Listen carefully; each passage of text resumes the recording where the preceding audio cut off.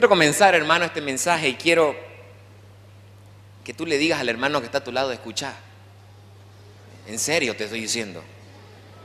Dale un codazo en el brazo ahí. Fuerte. Que moretee. No tanto. Pero deja de chatear. Dígale, deja de chatear. Ya vi un hermano que le decía ahí, deja de chatear, el pastor te conoce. Quiero comenzar esta prédica, hermano. La palabra se llama vivir en victoria. ¿Cuántos están en victoria hoy? Amén. Creo que no son todos, ¿no? Habemos. Pero estoy seguro, porque es normal, que algunos estén en derrota. Pero quiero decirle algo que anoté ahí en su renuevo, que quisiera que usted lo guarde en su corazón. Dice así, dice, tu fracaso o lo que tú consideras como un fracaso en tu vida, esa puerta cerrada, esa encrucijada que no sabes dónde ir, esa falta de algo, ese algo que no sucede todavía, podría ser utilizado por Dios para constituirse en el mayor de los éxitos o victorias en tu vida. ¿Cuántos dicen amén? Eso es, hermano querido. El Señor es así, Él actúa de esa manera. Quiero decirte que si tú te encuentras hoy en fracaso, gloria a Dios, porque me estás dando la oportunidad de afianzar el mensaje y tú vas a tener testimonio de lo que estamos hablando hoy cuando salgas de este lugar. Tu fracaso o aquello que no ha sucedido todavía, aquello que tú consideras como una pérdida, aquello que tú estás lamentando en este momento, aquello por lo que has llorado, por lo que te has estresado, por lo que te has desesperado en estos días o tal vez días atrás, tu crisis, tu necesidad económica, aquel pago que no te sale, aquel persona que te ha estafado, aquella situación que no puedes controlar y que no sabes cómo manejar. Se podría constituir en algo que va a desencadenar una tremenda bendición en tu vida, que puede desencadenar la mayor de las victorias en tu vida. Quisiera que vamos a la palabra del Señor en Lucas capítulo 5, versículo 1. Escuchemos esta historia porque todo el mundo la conoce, pero tal vez no la han profundizado de esta manera. Mire cómo dice así, en el capítulo 5, versículo 1, dice: aconteció que estando Jesús junto al lago de Genezaret, el gentío se agolpaba sobre él para oír la palabra de Dios, y vio dos barcas que estaban cerca de la orilla del lago. Y los pescadores, habiendo descendido de ellas, lavaban sus redes. Y entrando en aquellas barcas, la cual era de Simón, le rogó que la apartase de tierra un poco, y sentándose enseñaba desde la barca a la multitud. Cuando terminó de hablar, dijo a Simón: boga mar adentro y echad vuestras redes para pescar.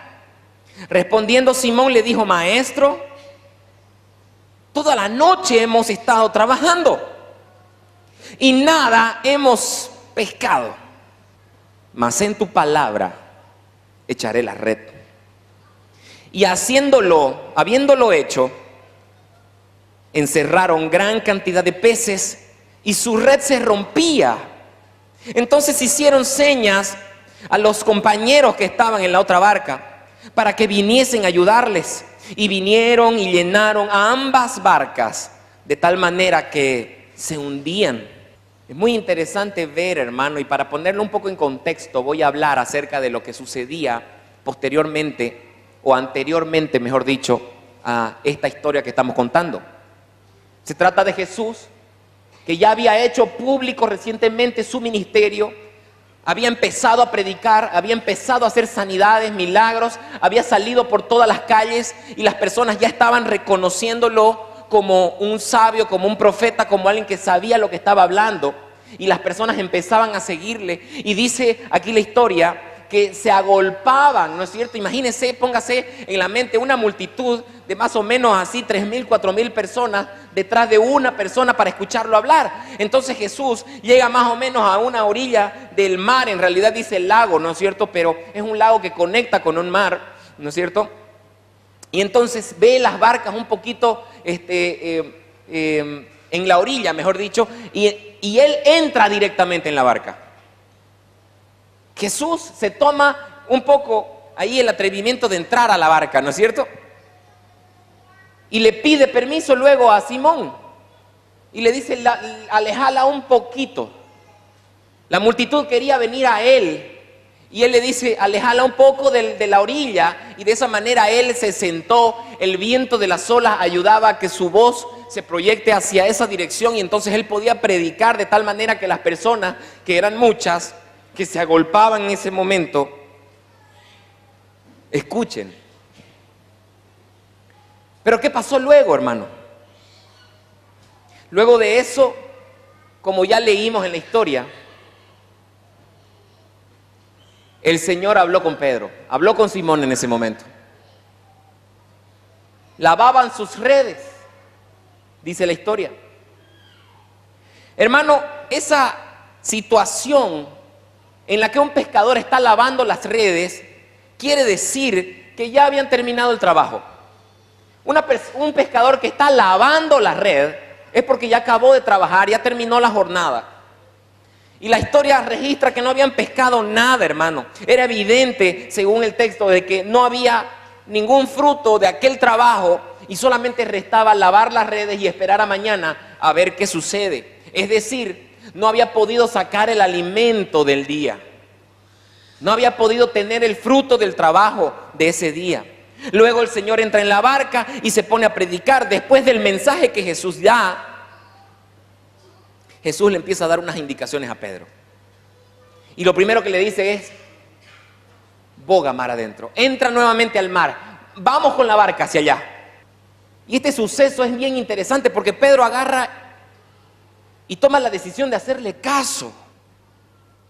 Y le dice, mas en tu palabra echaré la red.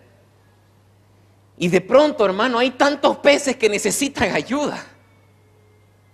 Cuando Pedro le dice al Señor, Señor, en tu nombre echaré la red, pero no hemos pescado nada. Sin embargo, ok, vamos a hacerlo. La barca se llenó, tuvo que pedirle ayuda a la otra barca para venir, y la palabra registra que todo el panorama cambió, hermano. Hay tantos peces que las redes se rompen y las barcas están a punto de hundirse. Hermano, ¿qué es lo que cambió en esta situación? ¿Sabe? Es increíble, pero muchas veces, en medio de nuestro éxito, no hay espacio para Jesús en nuestra barca.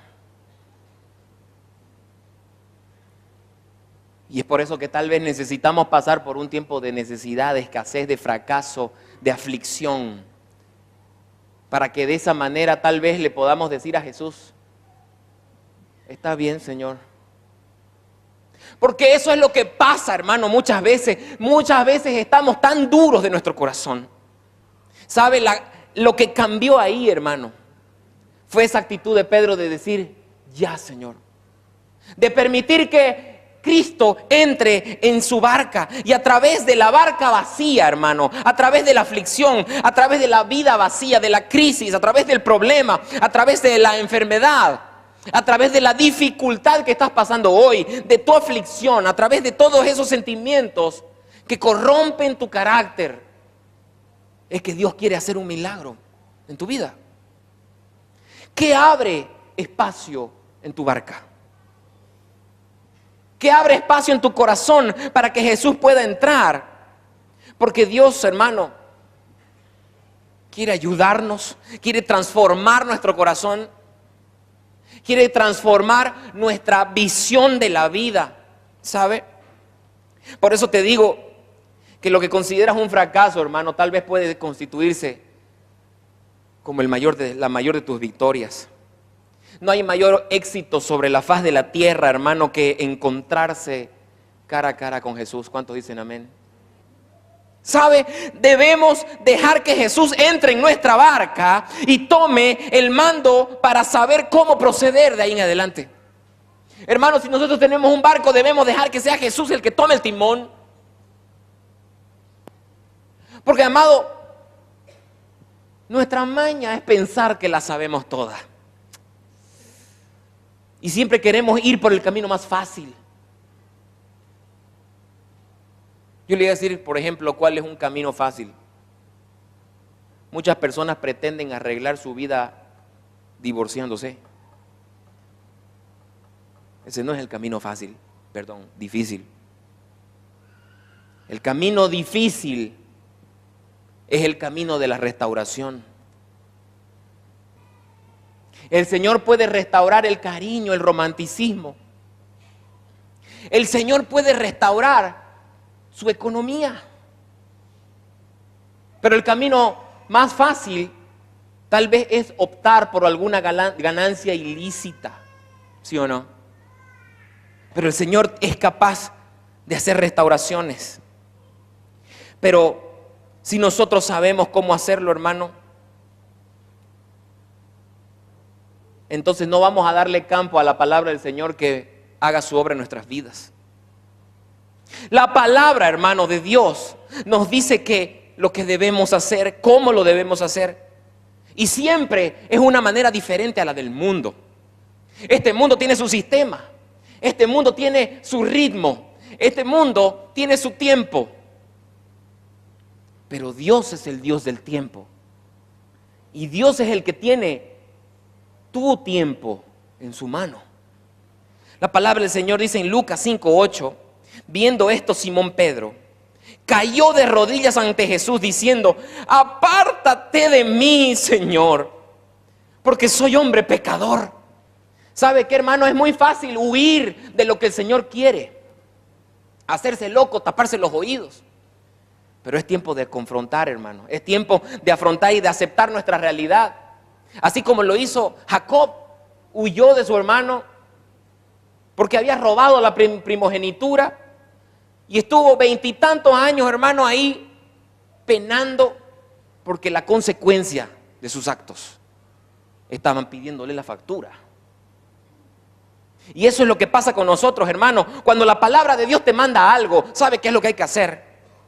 Solamente eso, la palabra de Dios. Hay que obedecerla. Y Simón Pedro decía: apártate de mí, Señor, porque soy hombre pecador. Ahora, lo primero que Pedro hizo fue bueno, de tal manera que él se humilló, se postró delante de Dios. Y eso nos hace falta, hermano. Tal vez después de que sucede el milagro, pero antes que suceda el milagro sería mucho mejor postrarse delante del Señor, arrepentirse, reconocer nuestra condición de pecadores. Y eso es lo que muchas veces no hacemos, hermano. Vivimos pensando que somos personas buenas. Vivimos pensando que somos personas que equilibradamente, moralmente sabemos cómo manejar la vida, pero no sabemos. Porque Dios quiere que hagas cosas diferentes. No, es que yo no soy para hablar. No. El Señor va a determinar si vas a predicar su palabra o vas a hacerlo de otra manera. Y ese es el problema de muchos cristianos, hermanos, que creen manejar su vida como ellos quieren, ¿sabe? Pero Pedro se arrodilló delante de él y reconoció su condición. Eso fue lo que me encantó a mí. Y todo esto comenzó gracias a un fracaso. Gracias a una noche mala, hermano. Todo empezó por una barca vacía. Todo empezó, hermano, porque le dieron espacio a Jesús en su casa, en su barca en este caso. Ahora, él está postrado delante de Dios. ¿Sabe, hermano? ¿Qué debemos hacer para vivir una vida de victoria? ¿Qué debemos hacer? La primera cosa que debemos hacer para vivir una vida de victoria, según la verdad espiritual que hemos encontrado aquí en este pasaje, es: arrepiéntete y levántate. La primera. Luego de la frustración, de los nervios, de la aflicción, luego del problema que está suscitando en ese momento, de las fallas que nos han traído consecuencias a nuestra vida, Luego de todo eso, ¿sabe qué debemos hacer? Reaccionar. ¿Cuántas personas estamos ahí manteniéndonos en el problema, manteniéndonos en la tristeza, manteniéndonos en la depresión, manteniéndonos ahí sin esperanza, culpando a la gente, pensando con quién pelear, mientras lo que debemos hacer es seguir hacia adelante? ¿Sabe? El hijo pródigo, hermano, es un ejemplo de eso. ¿Cuántos conocen la historia del hijo pródigo? Amén.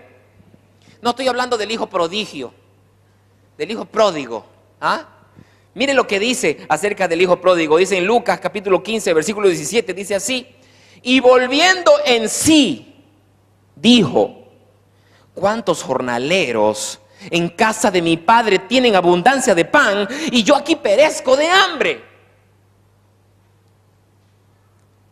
Capítulo 15, versículo 18, dice: me levantaré e iré a mi padre y le diré: Padre, he pecado contra el cielo y contra ti. Y exactamente fue eso lo que él hizo, ¿no? Te pregunto algo, ¿tú lo has hecho? Porque muchas veces estamos en ese fracaso y nos mantenemos ahí, como había dicho hace un momento, pero lo que necesitamos hacer es reaccionar. ¿Sabe qué? Volviendo en sí, despertar. Tenemos que despertar. La palabra del Señor dice que nosotros tenemos que acordarnos de quién es nuestro Padre. Aquí el hijo pródigo dice: ¿cuántos jornaleros en la casa de mi Padre tienen pan abundante? Hermano amado, nosotros no tenemos que olvidarnos quién es nuestro Padre celestial y que de Él es todo el oro y la plata que hay en este mundo. Tenemos que recordar, hermano, lo que debemos hacer. Dejemos de perecer el hambre que este mundo logra en nosotros. Probablemente sean consecuencias también, ok. Son consecuencias, pero Dios es tan bueno que aún de esas consecuencias te va a librar. Me levantaré e iré a mi padre y le diré: Padre, he pecado. Entonces reacciona y arrepiéntete. Es la primera cosa, hermano. Segundo, pide ayuda. No, que le voy a estar contando yo mis cosas pues a la gente. Me da vergüenza. ¿No ve? ¿Quién le da vergüenza? ¿Ve? No dice amén porque le da vergüenza. Busca a tu líder. Busca a tu líder y confiesa lo que estás pasando. No luches solo. Hermano, es nuestra maña creer que estar solo es mejor. Te va a dar un derrame. Tiene que recibir una palabra de esperanza.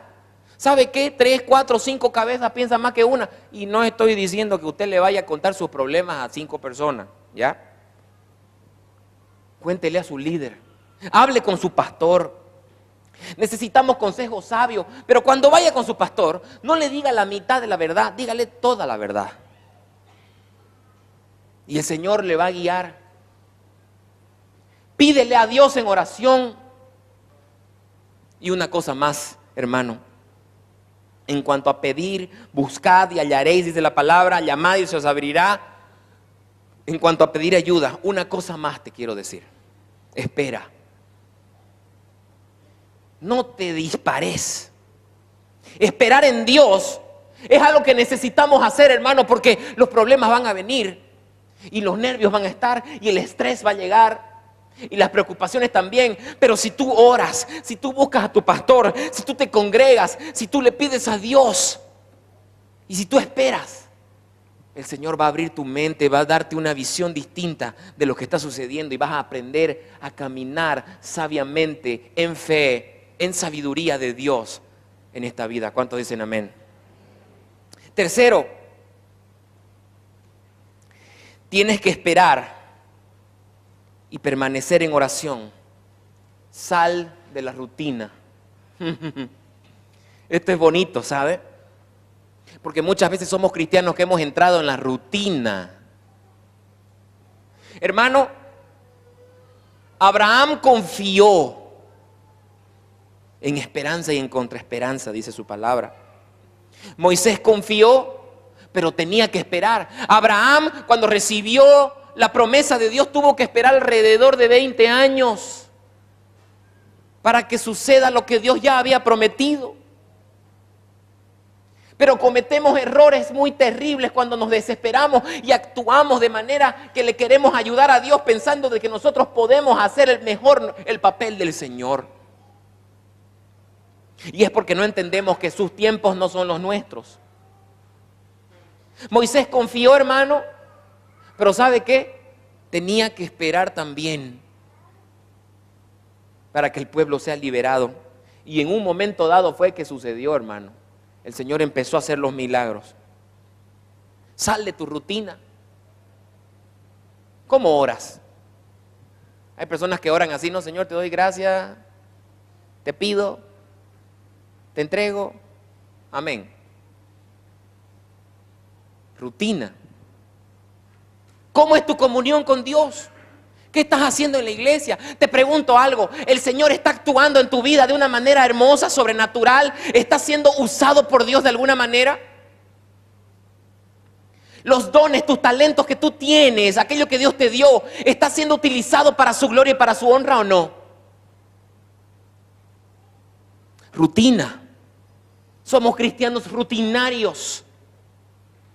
No tenemos el fuego, el poder del Espíritu Santo. No escuchamos la voz de Dios. No sabemos lo que el Señor quiere realmente, porque no tenemos comunión. Porque solamente nos dedicamos a criticar. Porque tomamos la decisión que nos da la gana. Vamos donde queremos, decimos lo que queremos. Pero no tomamos en cuenta a Dios en nada en nuestra vida. Eso fue lo que le pasó a Sansón.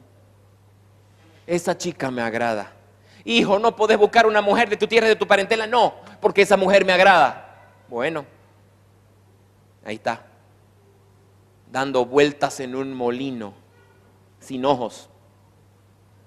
Cuarta cosa, hermano, para vivir una vida de victoria, concéntrate en el propósito de Dios y en hacer su voluntad. Di conmigo, hacer la voluntad de Dios. Pero ¿cómo podemos entender la voluntad de Dios si nosotros no tenemos intimidad con Él? El primer paso para conocer su voluntad, hermano, es tener comunión con Él. Primero, intimidad con Dios.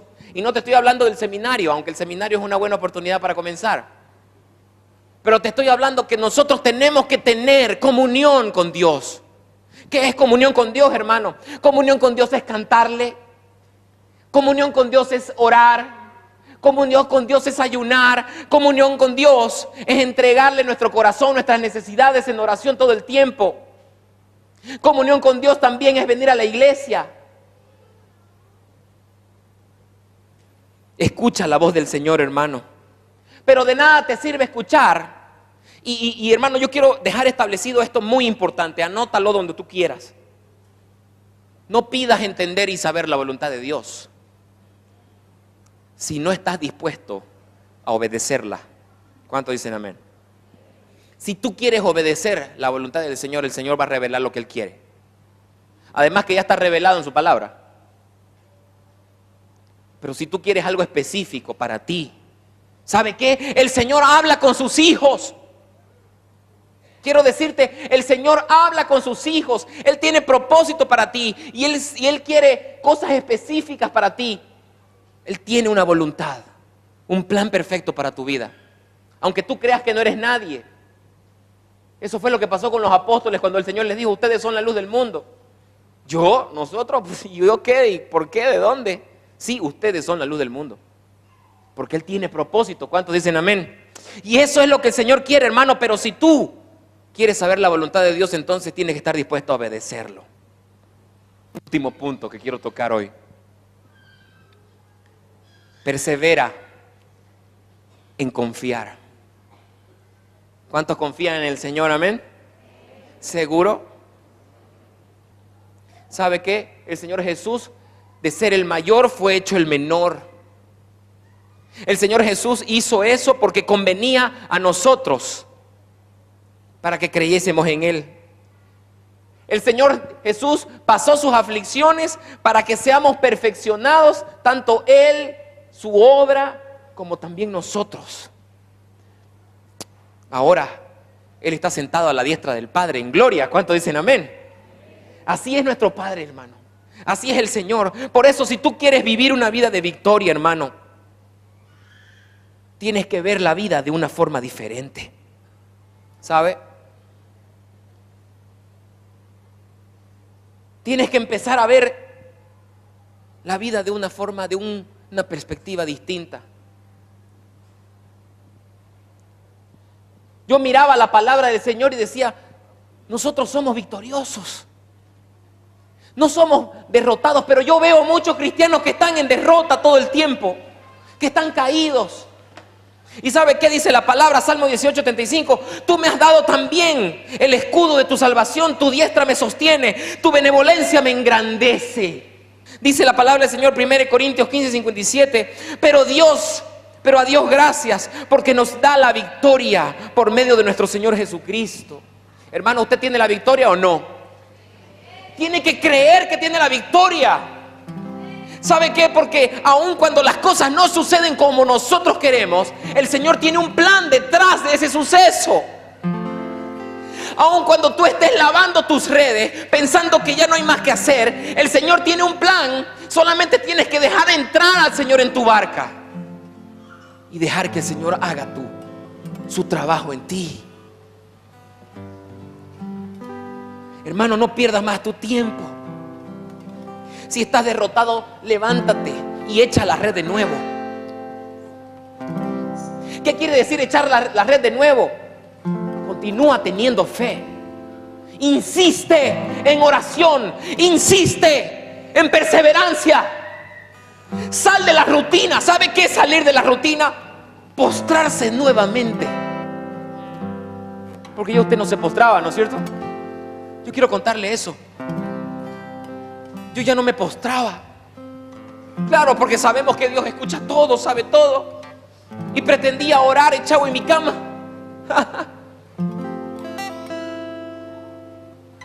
¿Sabe qué? El Señor, más que bendecirlo, quiere verlo postrado. Pero si usted se postra, Él lo va a bendecir. Persevera en oración. Persevera en todo lo que el Señor te propone. Si crees que no puedes salir de tu pecado, hermano, busca ayuda y confiesa y avanza. Si te ahogan las deudas, entrégale al Señor con todo tu corazón. Habla con tu pastor, hermano, y abre todo. Abrile y decirle la verdad. Y eso va a desencadenar una serie de acciones que te van a llevar a la victoria. Si tu corazón está destrozado,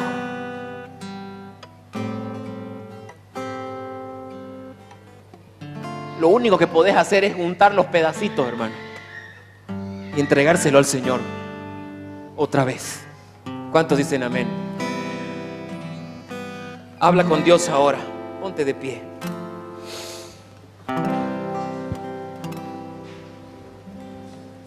Ora conmigo y dile al Señor,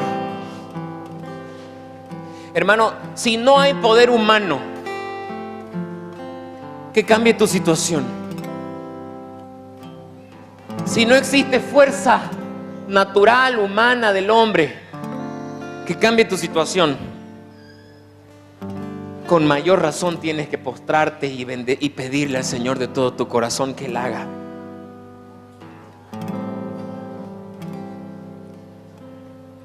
Pero puedes hacer algo más. Pídele al Señor la victoria. Pídele al Señor la victoria, porque Él no las quiere dar. Él quiere que tú venzas. Cierra tus ojos.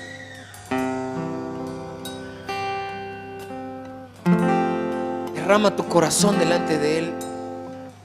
ora solo un minuto ahí en tu lugar.